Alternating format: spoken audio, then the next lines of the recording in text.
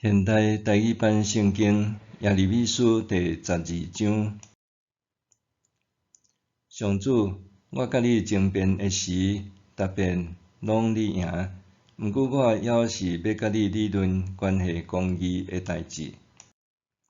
是安怎歹人拢事事顺利，做人奸诡的哪会享受荣华？你甲因栽种，因就长根大丛结实。因常常讲起你，毋过心内无你。上主啊，你捌我，了解我，试验我对你的忠诚。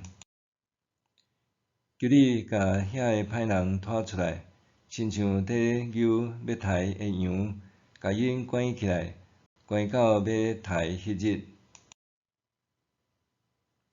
这个地旷旱，田野的青草全部打去，要到佇时，因为这个地的住民做歹，鸟仔甲精生死了了。毋过因讲，上主无伫管咱的结局。上主讲，你甲人行路比赛，倒袂忝，哪走会赢战马？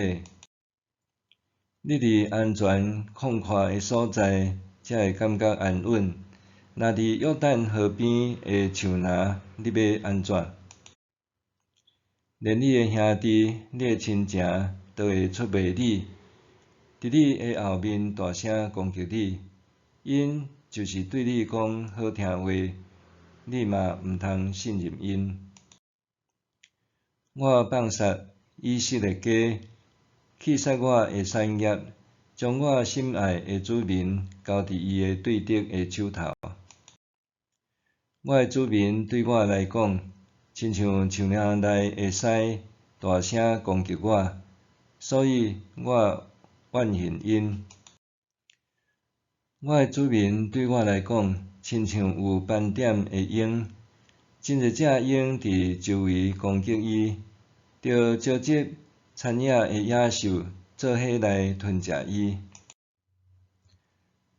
列国的统治者毁灭我栽培的子民，吞食我的田园，互我肥水的田园变做趴远的荒埔。因破坏土地，互土地趴远甲对我哀哭，全地趴远，毋过无人关心。毁灭者来到旷野光骨的山峦仔，上主的刀要毁灭地，对即边到迄边，无一个人安全。因种麦仔收成刺皮，因劳苦种植，毋过无收成。因的收成，互因大大失望，因为我上主对因发大受气。上主安尼讲：我要将所有的歹厝边对因的土地废出来。因侵犯我赐互我的子民以色列的土地，我嘛要将犹大人民对因中间废出来。